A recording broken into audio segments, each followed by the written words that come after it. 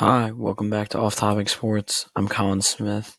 Today I'm going to be doing a 2022 NFL mock draft. It's the day before the draft, so let's see how well I can do. I'm only going to do one round. I'm going to leave it at two. Show a few second round picks.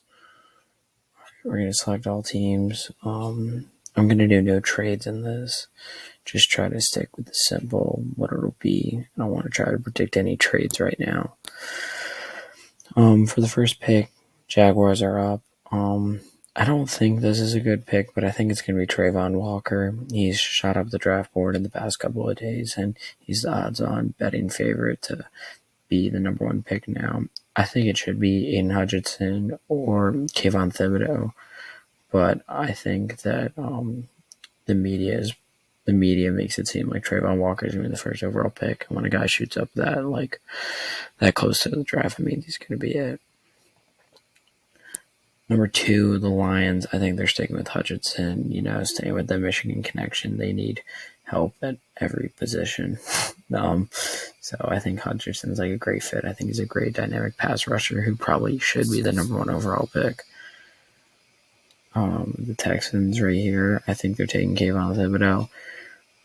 That's three edge rushers off for the first three picks, but I think Thibodeau has a chance to be the best player in the draft, and I think he easily could go one or two, but I think the Texans get their J.J. Watt replacement here, Kayvon Thibodeau. The Jets, again, someone that needs help at every position. It really couldn't go wrong here. Here, I'm going to have them taking Ahmad Gardner, Sauce Gardner, as most people know him. I think he could also be one of the best players in the draft. I think he's the best cornerback or DB in the draft. I think he's a dynamic player who's going to really make an impact in the league and definitely bring some much-needed help to the Jets. With the other New York team up now, we have the Giants. Right here, I'm going to have them select an O-line. Here, I don't know if they go Akem or if they go Evan Neal. I think it's a kind of a toss-up. I think they would prefer Evan Neal here. That's the pick that I would have them going with. Here with the Panthers on the clock, you see, I could really see Stingley going here. I don't like his rank being 2 on PFF, but it's fine. But I think this is where Malik Willis goes. And, I just think that the Panthers, they're tired of Sam Darnold, and I think they're ready to take a swing on Malik Willis. So that's who I'm going to have him draft here. Some of my friends have been saying that there's no starting quarterbacks in this draft, but I think differently. Giants up again here. With them getting Neal last time, they could look to somebody like Kyle Hamilton or maybe even a receiver like Drake London or Garrett Wilson. I wouldn't have Jameson Williams because he needs a rest for his injury. But I think they'll go Stingley here. Bradbury isn't exactly what they've hoped for, but Stingley could also be a nice pairing with Bradbury. Now with the Falcons on the clock, another team that could really pick at any position. I think Aquanu, sorry, I'm pronouncing that wrong. He's fallen this far, and there's no way they can pass up on him at this point. I don't know if he'll fall this far on draft night just because of how talented he is. I could see any of these teams in the top 8 picking him. With Seahawks on the clock, if Malik Willis falls here, I actually could really see Seattle taking him, and I think that'd be a perfect fit for them. But if not, Kyle Hamilton would be a great pick, but they have Jamal Adams, and that just wouldn't make sense for them. I think here they're just going to try to start building for the future with the reset. With no more Russell Wilson, they take Cross to protect whatever quarterback that is, which I don't think is Drew Lock. With the Jets up on the board, I think that they will take Jameson Williams just with the high upside and give him some time to rest.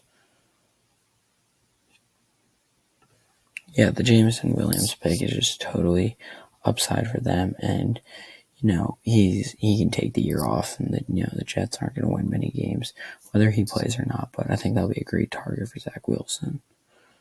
Now, with Washington on the clock, I'm going to do a little less analysis now that we're outside the top 10. I think Kyle Hamilton's the obvious pick here.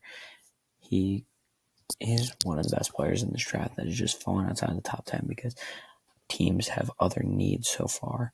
And I think Kyle Hamilton would be a perfect fit in Washington with no more Landon Collins. I think he's one of the highest upside players in this draft. With the Vikings on the clock, there's a lot of different ways that they could go this year with this pick here.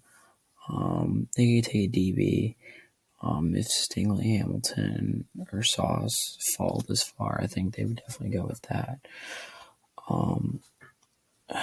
But here, I think they go with one of the best inner O-linemen in the draft is Linderbaum out of Iowa. So I'm going to have them taking him. Texans back up on the clock. Like it says, they need every position. Jameson Williams here, I could also see him falling here because he doesn't need to play this year, and that would give him time to recover from the ACL without a whole ton of pressure on him, which would be good for him. With them addressing the edge, I don't think they take Karlaftis here, but I could see them taking Trent McDuffie. I think that'd be a good pick for them. Ravens on the clock. I like Jordan Davis here for them. He had a great combine showing, just so versatile as what he showed at the combine. They need some inner D line. I don't like PFF's board too much. See some guys fall like Jermaine Johnson. Like I see him going here very soon, but he's very low down there. With the Eagles on the clock, they have 2 picks in this close proximity.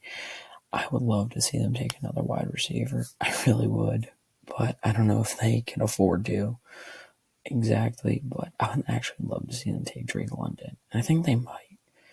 You know what? I'm going to have them take Drake London here. I don't know if that'll happen on draft night, but I think that'd be a really good pick for them. Saints on the clock. I think they could look for Kenny Pickett here. I don't really know. If Malik falls as far, they could. Here, they're in a tough position. I don't really know what position to draft for them, but I'm going to go Trevor Penning. They need some tackle help. Hopefully seal the edge. Jameis Winston, who I think can be a good quarterback for them. Chargers, I'm going to have Karlaftis to pair with Bosa for them on the edge. I think that he can be a really dynamic player as an athlete. I think he can really, I know the Chargers defense is so good and they could use some offensive help, but I think that's a really good pickup for them. Eagles back on the clock. I can't go another receiver, but this is where I think Devin Lloyd goes. Actually, I think Devin Lloyd could go higher. I think Lloyd could go with the first Eagles pick. He could go as high as 12. I think Devin Lloyd's in the 12 to 18 range. I think he could go as high as 12. He could go with the first Eagles pick. He could go with the Texans pick, but this is where I have him. I think the Drake London, Devin Lloyd, they can switch because I don't think either's teams will take them. Saints back up on the clock. Could use a lot of help at every position. I do see a Michael Thomas trade in the future, so this is where I think Garrett Wilson gets taken. I think Olave and Wilson are very close, but I think teams are going to prefer Garrett Wilson when I personally prefer Olave over him, but I think teams will prefer Garrett Wilson. Pick 20, Steelers. I think Kenny Pickett's coming here. I think Kenny Pickett's going. He's a Pittsburgh guy. He went to Pittsburgh College, obviously. He's going to stay in Pittsburgh as a Steeler. I think he can be the franchise quarterback. I was really high on him coming in the draft process, and he fell a little bit for me. But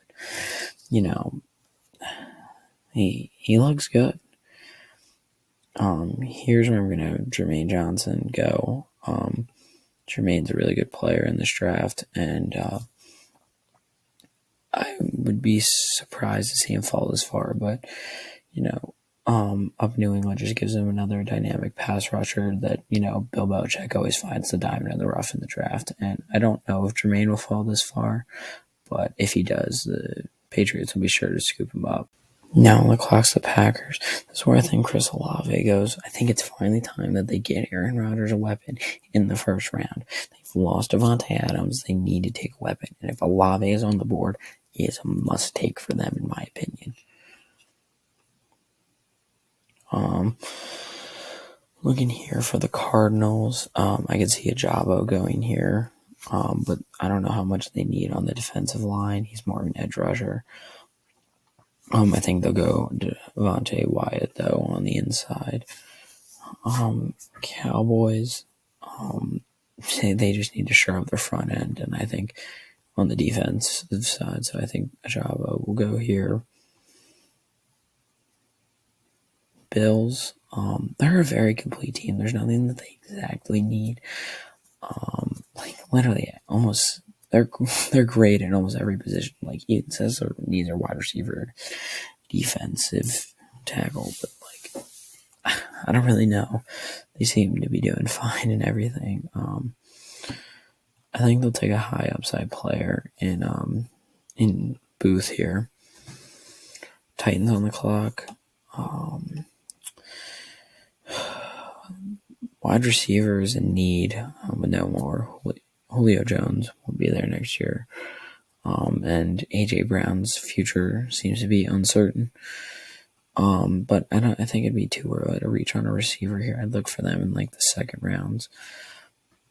But who knows? Maybe Sky Moore here. I don't think so though. I think maybe Dean out of Georgia would be somewhere to look.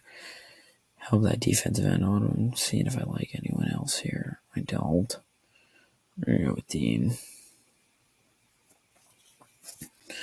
The Buccaneers here.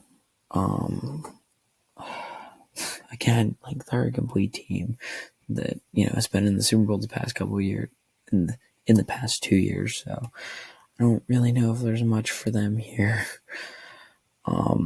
This is part of the draft where I don't know as much. Obviously, I think Zion Johnson out of Boston College, that will be the pick. Green Bay up again.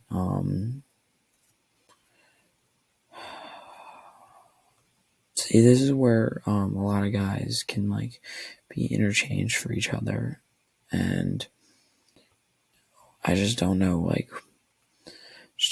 It just depends on like who they like. Like tackles, like back here, it just depends on who you like. I'm gonna go Smith though for them because I think they need a tackle with Bakhtiari having injury issues. Chiefs on the board. I think the Chiefs have interesting it here with 2 picks. I think that they're going to take a receiver, but I don't think it's going to be Sky Moore. Who I think it's going to be is someone jumping up the draft board. I think it's going to be John Mechie out of Alabama. Those Alabama receivers are always elite. I don't see him falling in the second round. I honestly don't, because of how much upside he has and how well he played when Jameson Williams went out. Chiefs up again. Obviously, these 2 picks could go either way for them, but they need some inner defensive, but they also need quarterback. I would take Jalen Preach out of Baylor. The Bengals, they need offensive line. We all watch the playoffs. They're taking Rahman. And here's the last pick I'm going to show. Detroit. I think they take a quarterback here. I think they take Matt Corral here, or Desmond Ridder, or Sam Howell. Depends on who they like.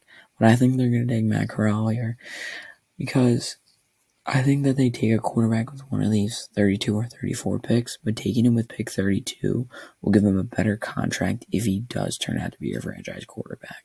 So I think taking him at pick 32 is worth leaving whoever on the board for pick 33 because that pick 32 will give him the first round contract that is more desirable.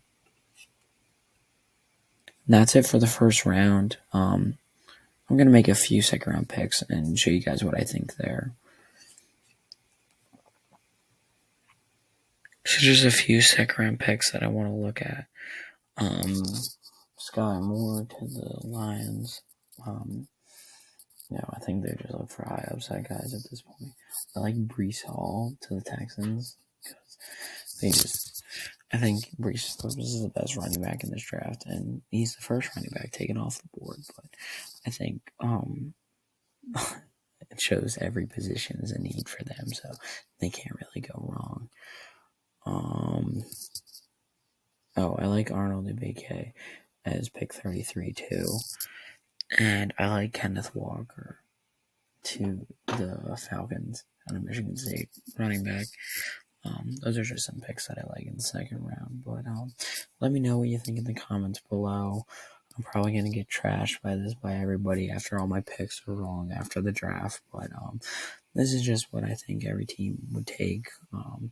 There's gonna be surprises. There's gonna be risers. There's gonna be fallers, and it should be a really good draft for us NFL fans. Maybe I'll do a breakdown after the draft of some of the top picks. That's it. I'm Colin Smith with Off Topic Sports. Thanks for watching.